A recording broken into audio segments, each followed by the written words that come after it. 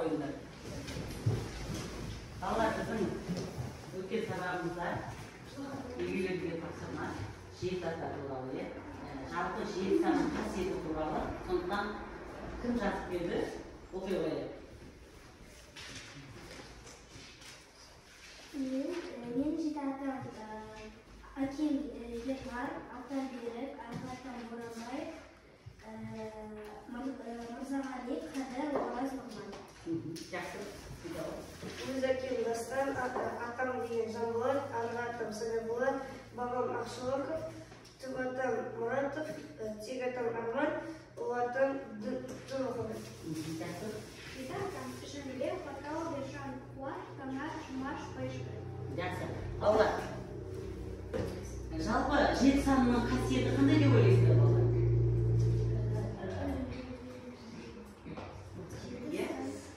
Жеті күн бар, жеті шырақ бар, Жеті қарақшылы, яғни бұл жеті қасиет, жеті базалы туралы айтқан. Жақсы, біздің қазақ халқында жеті санның қасиеті, жақсы ма балалар? Сосын жеті керемет. Енді балалар, бәріміз аттарға қарап қояйық. Мына керемет тамаша деген ән бар, осы әнді бәріміз айта қояйық балалар, бір шумағы. Тамаша жүрегіміз ыстамаса, қарашылық жан-жағынан қыстамаса, тамаша емес бірақ та ол бір мезгіл кептен көрес ұстамаса, тамаша емес бірақ та ол бір мезгіл кептен көрес ұстамаса. Жақсы балалар. Осы тамаша сөздің синонимі қандай балалар? Керемет. Ендеше бүгінгі сабағымызда балалар біздер керемет, көңіл-күймен сабақ өтеміз деп ойлаймыз. Енді осы керемет деп атауға лайықты біздің Батыс Қазақстан өңірінде қандай жерлер бар балалар? Қай жерлерді керемет деп атай аласыңдар? Ақтау, Алматы. Жоқ, біз осы Оралда. Саябақ. Саябақ, Оралдағы керемет деп атауға болады. Жасыл өзіміздің ағашымыз және де табиғатымыз. Өте жақсы, жасыл табиғаты Орал. Жайық өзені. Ормандарымыз бен және де көрікті жерлеріміз, тағы ескерткіштер бар балалар бізде. Мысалға деген біздің Оралдағы өлкетану музейі. Өте жақсы өлкетану музейі, айтыным. Ескерткіштер мен музейлеріміз. Ескерткіштер мен музейлеріміз. Жақсы, тағы. Қадым Мырзағали ескерткіші. Жақсы, балалар дәптерімізді ашып, күннің жазып жазамыз. Қазанның 17-сі.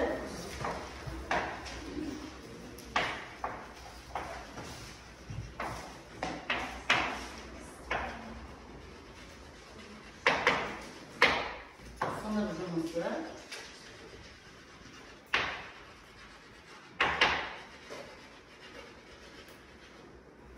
Сабақтың тақырыбы әлемнің жеті кереметі деген тақырып.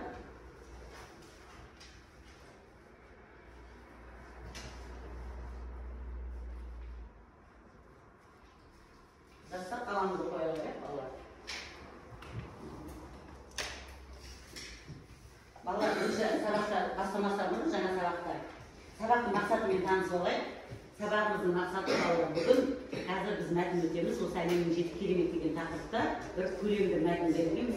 Осы мәтіннің ішінен қазір негізгі және қосымша сұрақтарды, негізгі және қосымша ақпараттарды табуға арналған сұрақтарды құрастырамыз және осы мәтінге көтерілген мәселеге байланысты сұрақ құрастыруымыз керек. Негізгі мақсатымыз осы бүгінгі сабақта. Енді ары қарай оқулықты ашамыз. 43-ші бетте әлемнің жеті керемет деген мәтін бар балалар. Сол мәтінді қазір оқып шығамыз. Алдымызға қарай аламыз балалар. Алдымызға қарай аламыз. Енді мен бірінші сіздер мәтінді таныспас бұрын әлемнің жеті кереметі не екен сонымен таныстырып өтейін. Бәрін назарыңызды маған бұра қойыңдар балалар. Дүние жүзінде көрікті жерлер өте көп балалар әлемде. Соның ішінде әлемнің ең жеті кереметі деген осы Мысыр пирамидалары. Естулеріңіз бар ма балалар? Және Бабылдың аспалы бағы, Эфестегі Артемида ғимараты, Олимпиадаға жеңістің мүсіні, Галикарнастағы Маңғыстау патшасының табиғат шабытханасы, Жерорта теңізіндегі Родос алабы және Александрия шамшырағы. Осы жетеуі әлемнің 7 кереметі балалар. Енді мәтінді біздер оқыған кезде балалар, біздерде 3 топ бар. Қазір біздің алдымызда отырған мына аудиалдар тобы сіздерге тапсырма жіберілді. Сіздер қазір құлаққаппен сол мәтінді тыңдайсыңдар. Сіздерге рұқсат бастап құлаққаптарыңды алып тыңдай жүруге.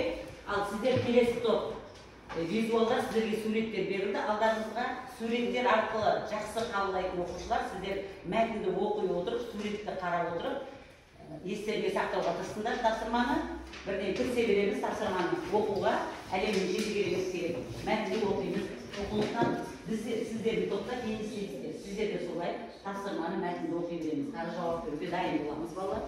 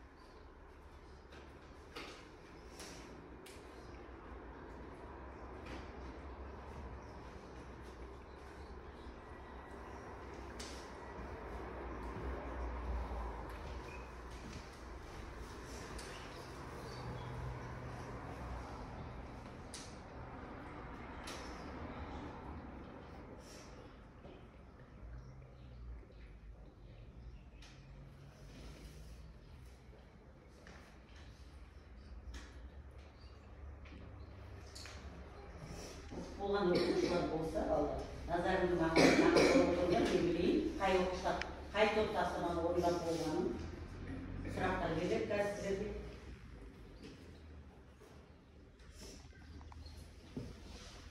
Сіздерге беріліп тұрған тапсырма әлемнің 7 кереметі туралы мәлімет аласыңдар қазір. Осы оқып жатқан мәтіндер бойынша қазір біздер сұрақ құрастырамыз балалар.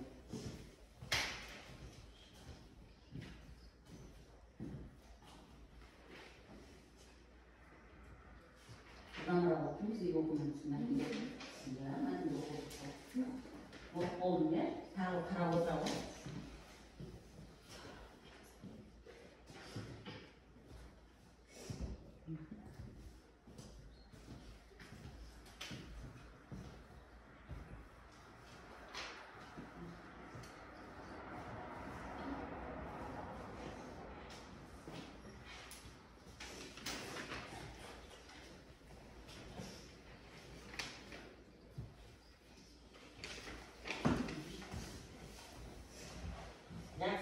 Сіздерге сұрақ қоя берейін, себебі болған ұсыныстар бар екен араларыңызда. Мәтін бойынша неліктен ол мұралар әлемнің 7 кереметі деп аталды деп ойлайсыңдар? Неге әлемнің 7 кереметіне жатады деп ойлайсыңдар? Тұрып айта ғой. Себебі ол әлемде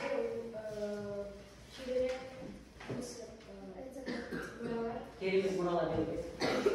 Себебі ол замандағы сәулет өнері. Өте жақсы. Сол замандағы сәулет өнері. Тағы айта ғой. Себебі ол деп бұрыннан сақталған көне жәдігерлер болып есептеледі. Тағы да жақсы келесі сұрақ. Балалар 7 саны киелі мекенін қалай дәлелдейміз? Қазақтар неге 7 санға көп көңіл бөлген? Себебі 7 санын қасиетті деп санаға ұқсас нысандар біздің елімізде бар ма? Жаңа оқып танысып шықтыңдар ғой. Мысалы пирамидаға ұқсас нысан бар ма біздің елімізде? Қайда бар?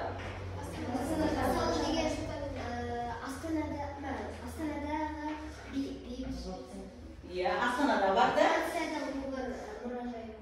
Францияда бар дейсіз. Жақсы, біздің елімізде тағы да жаңа жеті кереметіне ұқсас тағы қандай нысандар бар деп ойлайсыңдар? Бабылдың аспалы бақына ұқсас жер бар ма бізде? Ондай әлі жоқ, е? Онда қазір тапсырмалардың барысында біз келеміз осыған. Жақсы, енді балалар, сіздерге қазір тапсырма.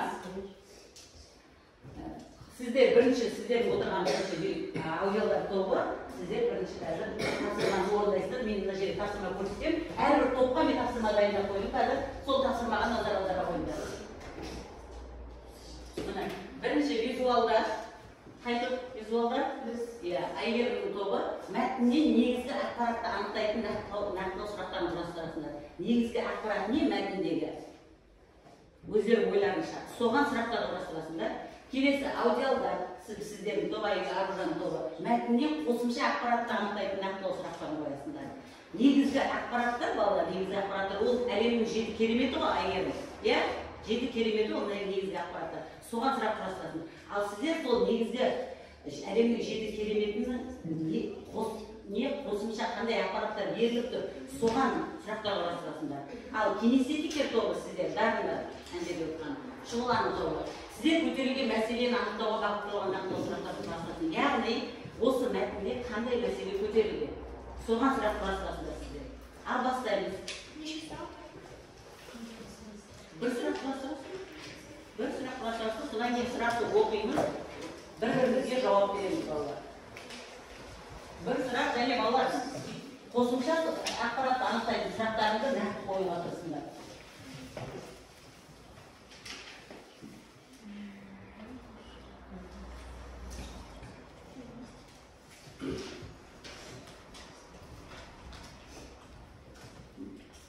Балалар, сұрақ қойғаннан кейін бірден де қол көтеріп жауап беруге тырысыңыз балалар. Сездіңіз?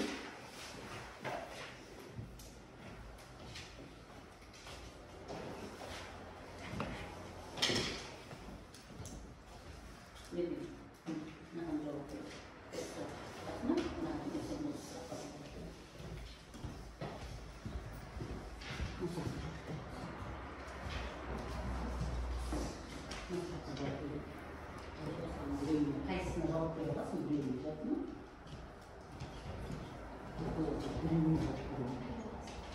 Қайсысына жақсы білесің?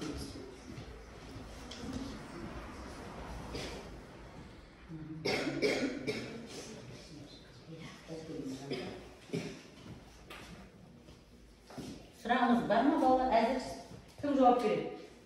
Диас жауап беремейді, балалар. Диастың сұрағын тыңдайық, және Диасқа жауап беруімізге болады, бір-біріміздің сұрағымыз бар. Зевс өзінің Грекиядан қай елге көшірген? Қайтадан оқы. Зевс өзінің Грекиядан қай елге көшірген? Жақсы, өте жақсы сұрақ. Константинопольге көшірген. Қазіргі Стамбулға Константинопольге көшірген екен. Жақсы, келесі кім қояды сұрақты?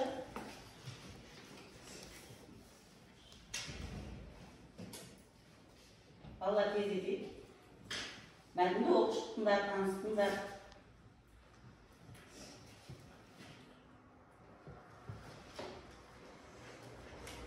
Ястағы сұрақ құрастырма болады.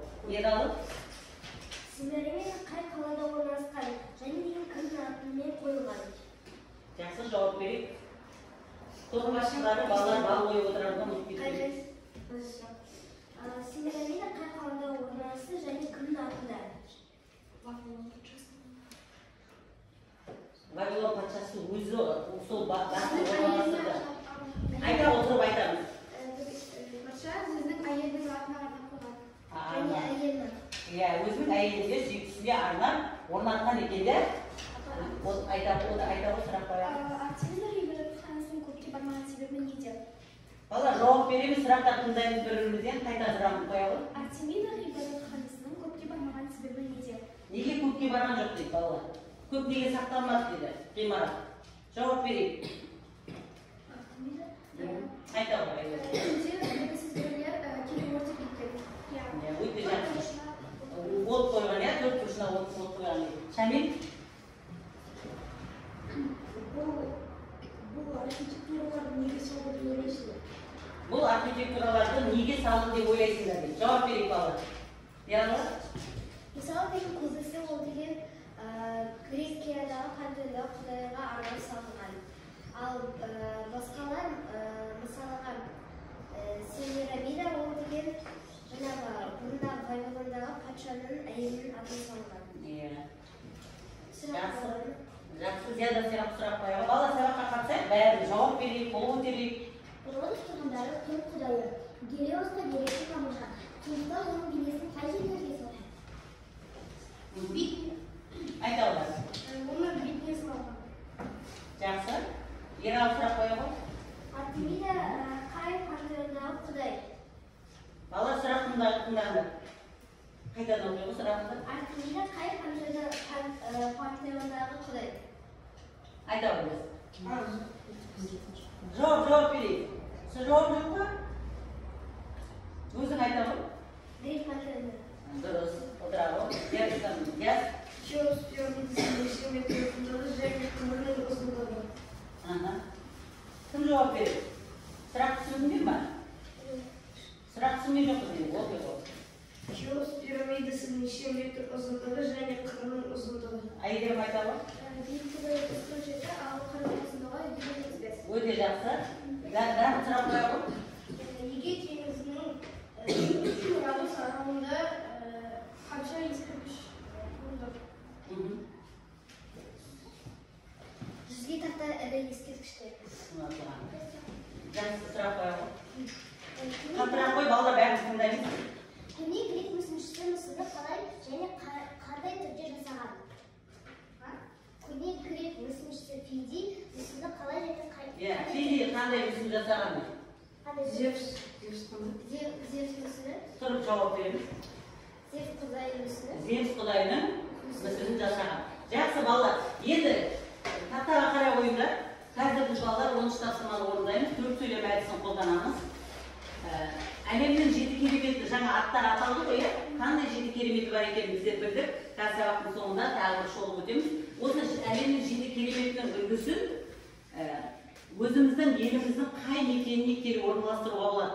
Соның қазір жазасыздар. Мысалы, бірінші пікір жазасыздар, мен мысалы Бағылдың Аспалы бағының Орал қаласына әкеліп орналастырар едім деп бір сөйлем жазасыздар. Мысалы айтып тұр. Екінші, соған дәлел келтіресіңдер. Неге ол Бағылдың Аспалы бағын Оралға әкеліп қоясың? Және мысал келтіресің. Не себеп оның Оралды қай жерге орналастырасың Оралдың? Мысалы, Достық көшесіне орналастырасың ба? Қай жерге орналастырған әдемі болады, мысалы, Бағылдың бағын. Және соған бір сөйлеммен қорытынды жазыңдар. Яғни 4 сөйлеммен келтіресіңдер. Ол әлемнің 7 кереметін 7-еуін Қазақстанның 7 қаласына орналастырған. Немесе Астанаға қойылған береме. Немесе 7-еуінде Орал қаласына ма. Немесе Қазақстанның әрбір қаласына ма. Тек қана 4 сөйлем әдісімен соны жаза қойыңдар қазір. Тез қалады. Тез орындаймыз. 2 минут уақыт беремін, орда 2 минуттың ішінде тез орындаймыз. Жетеуін емес, біреуін жазуға болады. Тек қана біреуін таңдауларына болады және Қазақстанның қай қаласына, қай жерге орналастырар едіңдер. Соны жаза қойыңдар.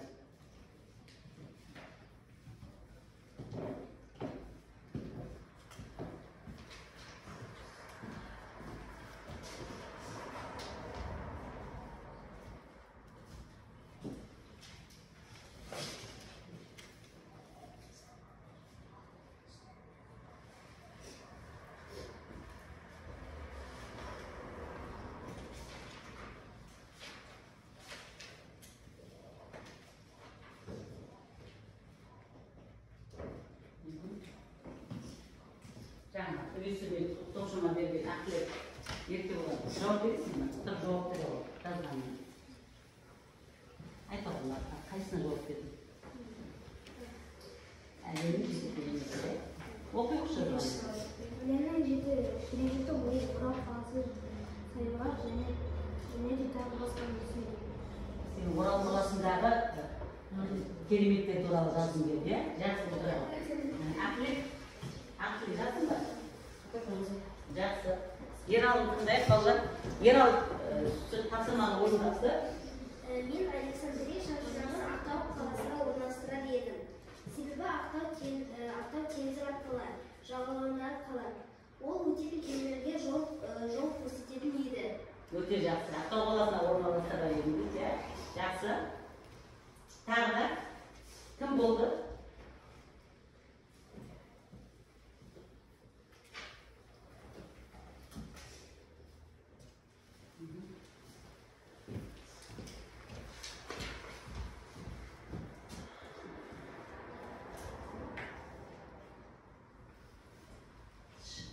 Шығыл парағына жаза беруге болады. Бүгінгі сабақ туралы. Отыру. Айтып өтем, дауысымыз шығарамыз, балалар. Бәрін білесіңдер. Мен Мысыр пирамидасын Түркістан қаласына қояр едім.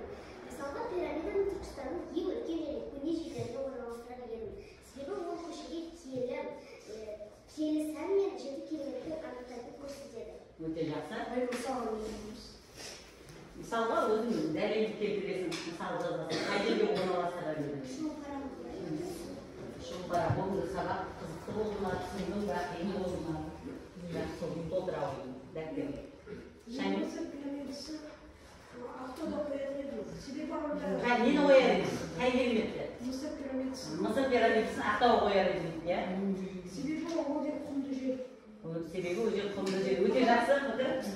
Мен Мысыр пирамидаларын Атырау қаласына қояр едім. Себебі Атырау қаласының орайы өте көп қоғам өте құрғақ қалайсың. Жақсы, Шұғыла. Мен өзіміздің Қазақстан көрікті жері Алматыға қояр едім. Себебі Алматы қаласында орналастырған өте ерекше қаланы етіп көрсетеді. Өте жақсы.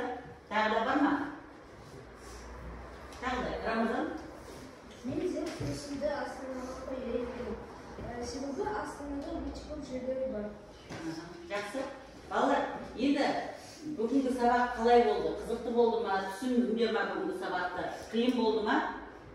Айта қойыңдар, ауызша айта қоюға болады. Ералы?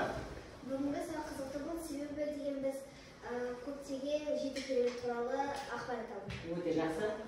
Бүгінгі сабақ өте қызықты болды, себебі маған бүгінгі тақырып қатты ұнады және өте қызық болды. Мен бұл тақырыпта барлығын түсініп жеті нәрсенің және жеті кереметтің не екенін түсіндім. Маған тақырып өте оңай болды. Өте жақсы. Маған бүгінгі сабақ өте қызықты болды, себебі білмегенде әлем жеті кереметтің болды. Мен де білмеген мәліметтер табылдым. Мен үшін бұл ерекше. Ерекше сабақ болды. Жақсы, бәрі айтамын. Маған бұл сабақтан бәрі түсінікті болды. Себебі біздер өзімізге сұрақ қою арқылы бәрін түсініп алдық. Және де біздер өз ақпаратымызды үйреніп болдық. Жақсы. Рамазан? Осы сабақта маған өте қызықты болған себебі мен осы сабақта жеті мысалдар таныдым. Жақсы. Айдын? Бұл сабақ маған қатты болды, себебі әлемнің жеті керемет туралы және жеті заңды қасиеті туралы көптеген мәліметтер білдім. Өте жақсы. Балалар, үй тапсырмасын жазуға қойыңдар. Үйге тапсырма, қазақ, енді балалар, әлемнің жеті кереметін білдік қой балалар. Енді қазақтың жеті кереметі бар, қазақ халқының. Осы жеті керемет, қазақ халқының жеті керемет туралы мәліметтер оқып, дайындалып келді. Жақсы ма балалар? Жазып ала қойды. Қазақтың жеті керемет деген тақырыпқа мәлімет алып келеміз. Балалар, осымен біздің сабағымыз аяқталды. Бүгінгі балалар негізгі әлемнің жеті керемет деген тақырып, күрделі тақырып, көлемді тақырып. Сондықтан сіздердің кішкене уақыттарың кетті. Бірақ үйден қосымша тағы да осы жеті керемет туралы оқисыңдар, білімдеріңді толықтырасыңдар. Бүгінгі сабаққа жақсы қатыстыңдар балалар. Ералы жақсы қатысты, Айкөркем, Аружан жақсы қатысты, Рамазан жақсы қатысты мына жерде. Жақсы қатысты, Айгерім жақсы қатысты, Шамил жақсы қатысты. Балалар, сабақ аяқталды, сау болыңдар.